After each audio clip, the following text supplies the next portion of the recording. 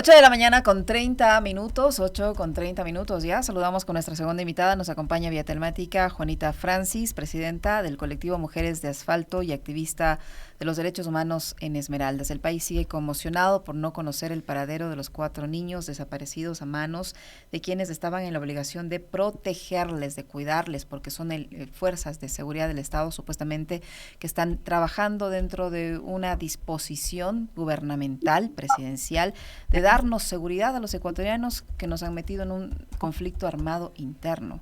Pero en ese contexto, los niños no aparecen.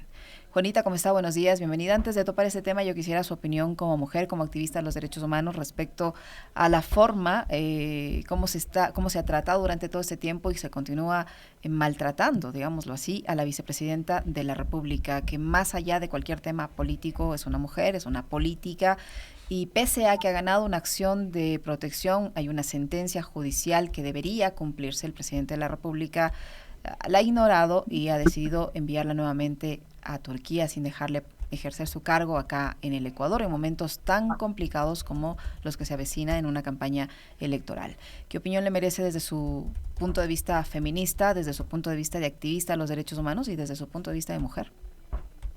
Mira, yo siempre reconozco algo, gracias por el espacio, y es que eh, es complejo que las mujeres no realicemos política desde cualquier espacio que estemos.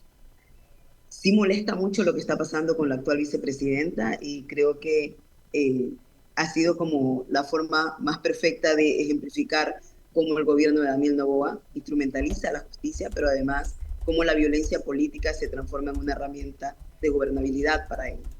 Y cuando estamos viendo lo que está sucediendo con la vice, yo creo que hay tres cosas que yo pondría sobre la mesa, ¿no? El primero es cómo son las alianzas de los partidos políticos y qué rol tiene el CNE para sancionar o hacer seguimiento a las autoridades electas y el cumplimiento de los mandatos y de los acuerdos, ¿no? Segundo, que creo que es importante reconocer que, bueno, que además ella como cuál es su agenda política alrededor de mantenerse en este puesto, con todas las violencias que ha estado viviendo.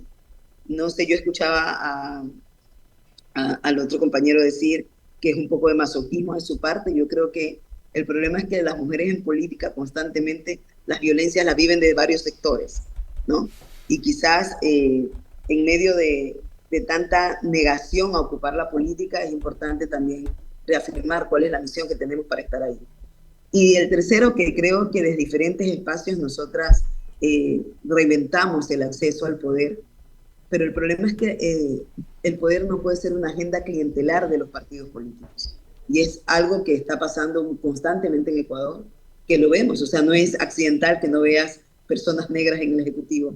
No es accidental que no veas personas indígenas, negras, afrodescendientes, montubias en la toma de decisiones y que no veas mujeres de pueblos y nacionalidades en la toma de decisiones.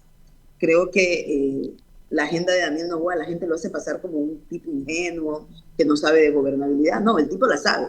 Y lo que está haciendo, desgraciadamente, es marcar. Así actúa el Pacto de la Blanquitud, así actúa una agenda machista de gobernanza, así actúa, ¿no? Con lo que estamos viendo. No creo que sea ingenuo, yo creo que hay una agenda detrás extremadamente clara y más bien lo estamos continuamente subestimando entre las atrocidades de gobernabilidad que está haciendo en estos momentos. Ahora sí, Juanita, sobre el tema de los 4 niños desaparecidos, la noticia ha dado la vuelta al mundo y genera ya preocupación a organismos internacionales, incluso mientras acá el Ministerio de Derechos Humanos no ha dicho una sola palabra. La persona que representa esta cartera de Estado. La Defensoría del Pueblo ha tenido una actitud bastante tibia en este caso, timorata, diría yo. Tampoco le vemos activa, no vemos un despliegue de las fuerzas de seguridad ayudando en la búsqueda, no vemos nada, solo vemos una sociedad activada, solidarizándose con este caso, organizaciones de derechos humanos, sociedad en general. ante una desaparición forzada de 4 niños. Ayer el Comité de Desapariciones Forzadas de las Naciones Unidas ha dictado ya medidas medidas de acción urgente en este caso, y ha pedido medidas cautelares en favor de los familiares de los 4 niños desaparecidos, y ha dado algunas acciones que debe cumplir el Estado ecuatoriano. ¿Cómo mira usted la reacción que tienen organismos internacionales, mientras internamente los que deberían estar ahora mismo defendiendo esta situación, peleando, luchando para que aparezcan los niños, guardan silencio? Sí, mira, realmente es preocupante porque la institucionalidad, desgraciadamente, es la que desaparece a los niños. Yo creo que cómo se construye una narrativa de criminalización sobre las infancias negras es lo que vemos en este momento con un guión de gobierno, cuando luego de 13 días se pronuncian de forma escueta, indicando que no saben, que no conocen, que presuntamente fueron militares, cuando se dan cuenta que la familia ya ha tenido acceso a los videos oficiales del ECU 911 y que sabemos que fueron militares en servicio activo, que secuestran a estos 4 niños, ellos empiezan a generar un sinnúmero de curvaciones narrativas, aparecen informes que nunca estuvieron, aparecen declaraciones, desgraciadamente a los 14 días se contactan con la familia, Mónica, la ministra Palencia, después ya no aparece porque y aparece la del MIES ofreciendo kit de alimentos, como que si la vida de los 4 niños se reemplazan con, o la existencia de estos 4 niños se reemplaza con kit de alimentos. Miserable pensar que porque somos de territorios empobrecidos, lo clientelar es que te dan, cambien por una funda de arroz la vida de 4 niños. Cuando llegan los 15 días, que nos empiecen a decir que eran niños ladrones, y que porque eran ladrones tuvieron una detención de este tipo forzada y que los han desaparecido. Y que, oh sorpresa, han sido soltados en libertad, porque los militares han sido tan buenos y que los han dejado en libertad a estos 4 menores. Es miserable que esa sea la respuesta que le pretendan dar a la familia, esa sea la respuesta que le pretendan dar al país, y que llegamos a un día 16 y que desgraciadamente estas infancias continúan desaparecidas, como el sinnúmero de jóvenes y jóvenes negros que han sido desaparecidos bajo las manos de las Fuerzas Armadas, y que en medio de estas confusiones nos digan que los quieren nombrar héroes nacionales, pero además que los quieren nombrar héroes nacionales, al mismo tiempo le están diciendo esos 4 negros, esas 4 infancias negras estaban cometiendo un delito. Desgraciadamente en estos momentos la incoherencia del gobierno, porque desgraciadamente no tienen argumentos para ellos sostener esta narrativa de criminalización de estas infancias negras, ha sido eso, que luego y que nos mantenemos con 17 días esperando respuestas reales, esperando acciones reales, continúan estos cuatro jóvenes, estos 4 niños, sin llegar a sus familias y sin tener realmente una respuesta por parte, pero al menos ya reconocieron que fueron ellos, ¿no? Que fueron desaparecidos con ellos. Y llegamos al día 16 justamente con el Comité contra la Desaparición Forzosa de la ONU, exigiéndole al gobierno que busque y que devuelva a los menores. Pero realmente estamos sin palabras, estamos con un país movilizado y realmente cuando empiezan a responder es por un cálculo electoral, más no porque las vidas de estos menores les importan. Entonces la narrativa que yo sostengo como ciudadana, como miembro de una sociedad, como miembro de una comunidad negra, es que me estás diciendo que las vidas de los niños no importan y que más te importa lo clientelar de algo preelectoral, pero además tienen el cinismo de generar toda esta historia alrededor de estas infancias porque la dignidad del pueblo no les interesa, porque la integridad de estos niños no les interesa. Buenos días. Ayer uno de los activistas por derechos humanos, Fernando Bastías, que estuvo con nosotros conversando en la mañana, en una de las intervenciones, en este contexto no hablaba únicamente de los 4 niños desaparecidos en las Malvinas, sino de más casos. Y lo grave de esto es que el caso de estos 4 pequeños, de estos 4 niños de entre 11 y 15 años, podría develar algo que ya se estaría convirtiendo casi en una política de Estado en medio de esta situación de conflicto armado interno y la intervención de militares en actividades que deberían garantizar a los ecuatorianos un mínimo ambiente de seguridad. Y es que están desapareciendo más personas, no solo estos 4 niños, que ya es gravísimo, por supuesto, sino que estarían ocurriendo más casos de desapariciones forzadas.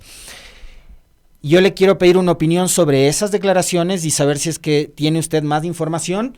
Y lo otro, la institucionalidad del país. Acá se supone que hay una fiscalía, acá se supone que hay una defensoría del pueblo, acá se supone que hay un ministerio de la mujer y de derechos humanos. ¿Qué están haciendo? Mira, lo que sucede es que les comento, ayer se cumplieron 7 meses de la desaparición forzosa en Atacames de Josué Cherres Reina. La madre de Josué tuvo que salir de Esmeraldas a poner la denuncia de la desaparición forzosa de su hijo a otra provincia, porque en Esmeraldas no podía poner la denuncia, porque le mintieron diciendo que esa desaparición, al ser de los militares, no, la fiscalía no la podía tomar. La persecución luego, porque ella tenía el video de cuando los militares se llevan y dejan el taxi botado de su hijo, y ella lo empezó a compartir y a pasar, sobre todo las redes, los vínculos familiares y demás, empezaron a tener una persecución y amenazas sobre ella. Sobre los casos de lo que pasaron en Tachina, jóvenes que ellos se metieron a una casa, sacaron a estos jóvenes, los golpearon y los lanzaron al río de Tachina. Y luego los jóvenes aparecieron muertos. Y luego ellos aparecieron diciendo que se habían equivocado de casa y que porque se habían equivocado de casa había pasado esto con los jóvenes. O sea, el antecedente no viene de ahora, viene de hace más de 7, 8 meses de las desapariciones. Y me van a disculpar, pero las masacres carcelarias, en las crisis carcelarias, en estos momentos hay que saber cuántos realmente son los números de las personas que han sido asesinadas dentro de estas masacres y quiénes fueron los responsables. Desgraciadamente, la situación del país y la situación en la que nos encontramos institucionalmente es con una institución que no nos da respuesta, que ni siquiera te atiende una denuncia. Y eso de los casos que sabemos. Ahora, de aquellos casos de jóvenes empobrecidos en sectores que no tienen herramientas para comunicarse, que no conocen dónde contactarse. Estos casos que además sabemos que existen y que sabemos que ampliamente en territorios como Esmeraldas, pequeños, que desgraciadamente carecen de institucionalidad, que no se pueden iniciar procesos, que faltan herramientas, que faltan más estudios jurídicos, que faltan más acompañamiento, que faltan recursos para ponerse. La indefensión jurídica en la que quedan las familias es cada vez más grave. Lo que decía justamente Fernando de CDH es real y desgraciadamente la gente, las familias que encuentran cómo colocar estas denuncias terminan siendo muy pocas porque además el proceso institucional es agotador. Porque de por sí no te toman la denuncia porque ya te están criminalizando al decir que por algo pasaron las cosas. Que además no te permiten acceder al sistema de justicia porque la principal barrera que te dicen, entre comillas, es que no se puede denunciar a los militares. Y bajo esas premisas, desgraciadamente, las familias se sienten agotadas y lo que hacen es, en algunos casos, aplicar el desarraigo, que es salir de los territorios. Y es doloroso porque esta ola de violencia y militarización está cada vez más inyectándose en los territorios más empobrecidos y no se puede justificar diciendo que la ausencia del Estado es porque el crimen organizado está incrementándose.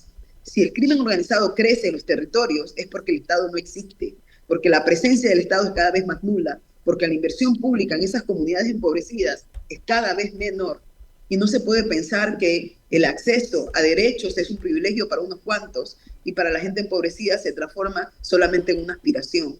Y no pueden pensar que la intervención en una comunidad para hablar de paz es dar un kit de alimentos, cuando la intervención debería ser garantizar que esa comunidad tenga herramientas para sentirse una zona segura, que tenga el centro médico funcionando, que tenga la escuela funcionando, que los espacios de recreación para las infancias estén en buen estado, que se encuentren apoyo, que encuentren asistencias, que el Estado, que el MIES, que apareció a dar unos kit de alimentos, tenga una estrategia de implementación de proyectos en localidades focalizando esa inversión pública, pero no apareciendo después de 15, de 13, 14 días con unos kits de alimentos, como que si la vida de la gente, como que si las estrategias de un plan de seguridad tienen que ver con unas acciones miserablistas y desgraciadamente eso no es.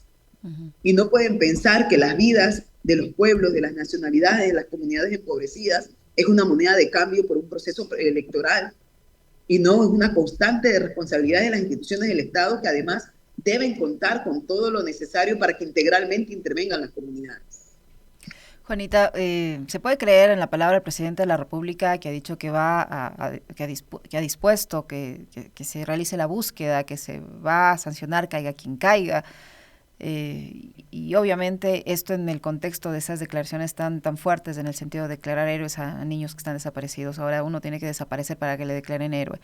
Pero más allá de eso, ¿se puede creer en ese ofrecimiento? Pero ¿Se puede creer en yo creo que en eso que dice el presidente, que el gobierno va a hacer todos los esfuerzos para encontrar a estos menores? lo que pasa es que esperaron 14 días para decir que van a implementar todos los esfuerzos para buscar a los menores. El problema es que el sentir nacional es que no tenemos credibilidad sobre un gobierno que nos desaparece. Porque los niños no es que han desaparecido, que amanecieron una mañana y desaparecieron porque es un cuento de hadas y entraron al mundo del nunca jamás. Es que no es así. Los niños fueron desaparecidos en un presunto delito flagrante, según declaraciones del ministro de Defensa, que se violó todo el debido proceso según sus propias declaraciones. ¿Qué confianza yo tengo en una institucionalidad que me dice que los chicos han desaparecido en un delito flagrante y desgraciadamente lo que vemos como pruebas nos dicen que los niños no tenían ningún tipo de armas, que los niños simplemente estaban bajando de un transporte público, que los niños vieron a un grupo de niños y se le lanzaron 16 hombres que iban, 16 miembros de las Fuerzas Armadas que iban en una camioneta? ¿Cómo es posible que me pretendas tú decir a mí que habían 8 personas robándole a una mujer y que 16 miembros de la policía, según de los militares, según el mismo video, solo lograron atrapar a 2 y que la ciudadanía luego entregó a los otros? Es que es tan incoherente el relato que tú me dices a mí si puedo confiar en la institucional, si puedo confiar en las declaraciones del presidente. Y lo único que se me viene a mí a la cabeza es en qué momento esto se transforma en un presidente y en qué momento permitimos el desgaste institucional tanto en que no tenemos garantías ni siquiera del libre tránsito, porque la primera presunción al ser una infancia negra es que eres un delincuente. Desgraciadamente los niños, tanto Ismael, Samuel, Josué y Steven, fueron desaparecidos por las Fuerzas Armadas. Una institución que además se le ha dado tanto poder en estos últimos tiempos con la intención de que brinden seguridad. Pero lo que ha pasado, y nos quedan debiendo, es que estas desapariciones forzadas no es la única, la de Ismael, la de Josué, la de Saúl y la de Steven, y que pretendan además ahora enmarañar la integridad de 4 niños deportistas que habían salido a jugar fútbol, que habían salido a hacer deporte, y que pretendan ahora decirles en una contradicción, los vamos a nombrar héroes, pero son ladrones. En la mañana de hoy se conoció que el Comité de Desapariciones Forzadas de la ONU ha dictado medidas de acción urgente en el caso de los 4 niños desaparecidos en Guayaquil y ha dictado también medidas cautelares en favor de los familiares de Ismael, Steven, Saúl y Josué. ¿Cómo cambia esto el escenario actual y sobre todo la narrativa que quiere establecer el gobierno de que no se hable de un crimen de Estado y que no se hable de desapariciones forzosas cuando ya la propia Naciones Unidas interviene denominando como tal lo que ha sucedido con estos 4 niños? Primero que hace rato ya ellos perdieron vergüenza. O sea, yo creo que hay un cinismo del gobierno en sostener, además, exigirnos que no mencionemos a las Fuerzas Armadas. Había un cinismo en decirnos que no digamos lo que es y que esto es una desaparición forzada. Intentaron además hacernos creer que ellos desconocían del caso para luego decirnos que tenían un informe. Realmente el panorama de que el comité haya realizado estas declaraciones y estas exigencias al gobierno ecuatoriano, al Estado ecuatoriano, es justamente el llamado de atención que hacía falta para que entraran en razón, implementaran una estrategia seria. Estamos en el día 16, Alexis, y yo espero que actúen según lo que le está indicando el organismo de Naciones Unidas, que además formamos parte. Pero esto podría facilitar de alguna manera las acciones que está llevando a cabo la Fiscalía para encontrar a los menores, las diligencias que tienen que hacer para esclarecer las responsabilidades. Esperamos que eso funcione, pero yo insisto algo, este gobierno es demasiado cínico y miserable para actuar. Y ante eso no sabemos nosotras, y yo creo que es el sentir es esperanzador pensar en estos momentos que con este informe van a actuar y que van a devolver a los niños a sus hogares. Porque desgraciadamente no hubo delito. Desgraciadamente lo que hubo es una desaparición forzosa con una detención arbitraria porque no había delito. Entonces, reconocer esto desde la institución les está costando. Ahora, estamos hablando del tema de la credibilidad del gobierno y, digamos, cuál ha sido la intervención de Fuerzas Armadas y las autoridades del Ejecutivo, pero acá hay un actor fundamental, Juanita, y es la Fiscalía. ¿Se puede confiar en la Fiscalía manejada por Diana Salazar, que además está manejando por la situación personal que entendemos y conocemos, todo esto vía satélite, desde donde sea que se encuentre, ¿no? ¿Se puede confiar en esta Fiscalía para que lleve adelante una investigación realmente técnica cuando en otros casos sabemos también cómo ha operado? Recordemos lo que pasó con las personas fallecidas en las protestas de octubre del 2019, con las personas fallecidas en las protestas de junio del 2022 y con muchos otros casos más como el asesinato de Cherres, como el propio asesinato de Villavicencio, en donde la Fiscalía no ha llevado adelante un trabajo técnico, objetivo y que le dé confianza a la ciudadanía. Ahora, esta Fiscalía es la que está investigando al Ejército y resulta que el presidente Noboa ayer en la entrevista dijo, yo ya he hablado personalmente con la fiscal. El ministro de la Gasca en una entrevista con Carlos Vera también ha dicho, yo ya también he hablado personalmente con la fiscal. Entonces, esas conversaciones creo que poco y nada de confianza nos dan, ¿no? Exacto, porque la injerencia del Ejecutivo en los procesos judiciales, o sea, sus llamadas telefónicas no eran necesarias. Respetar el debido proceso es justamente no generar injerencia. Sus declaraciones de por sí ya eran indusivas.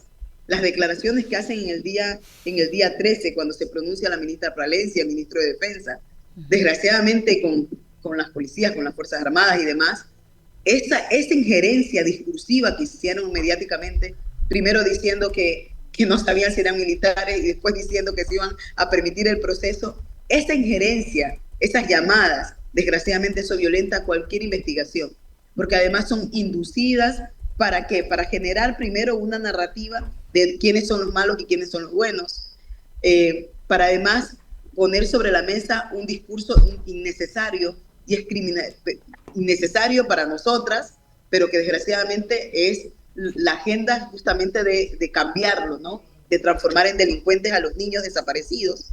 Y tercero, responderte, Alexis, que desgraciadamente en estos momentos, si tú me preguntas a mí si confío en la institucionalidad, en ninguna. Y lo mismo pasa con la Fiscalía. Yo no podría confiar en el proceso y espero que yo me esté equivocando y que el proceso se lleve como corresponde y que exija además las reparaciones y las no repeticiones de estos actos y que además se garantice la devolución de los 4 niños a sus hogares. Así es. O sea, la prioridad en estos momentos es que tanto Ismael, Josué, Salud y Steven regresen con sus familias y que regresen sanos y salvos. Y la prioridad es que se sancione y que se limpie las Fuerzas Armadas si es necesario. Y que llegue a pasar además dentro de las Fuerzas Armadas que el perfilamiento racial y cómo están haciendo sus operativos tiene una carga racista con las comunidades negras, con los pueblos negros y que tienen que reparar. Y con la gente pobre, ¿no? Y con la gente pobre porque te ven con chancletas y ya eres un delincuente. Porque yo quisiera ver este operativo en San Borondón, pues. Claro. Quisiera ver que sean detenidos ciertos apellidos, pero no, desgraciadamente son en las Malvinas, en la Trinitaria, Carita de Ángel 1, Carita de Ángel 2, en sectores en Flor de Bastión, en sectores empobrecidos, sectores que su única violencia no son los grupos del crimen organizado, sino que las violencias también son el abandono del Estado, la falta de acceso a derechos, la falta de acceso a recursos públicos, la falta de acceso a políticas públicas. Lamentablemente es así, Juanita. Muchísimas gracias por acompañarnos y por conversar con nosotros sobre estos temas. Muy gentil. Muy amable, Juanita, y a pesar de todo, unas felices fiestas. No van a ser felices hasta que regresen los 4. Desde luego. Así es. Gracias, Juanita. Juana Francis, presidenta del colectivo Mujeres de Asfalto y activista de los derechos humanos en Esmeraldas, que ha estado con nosotros, 8:53.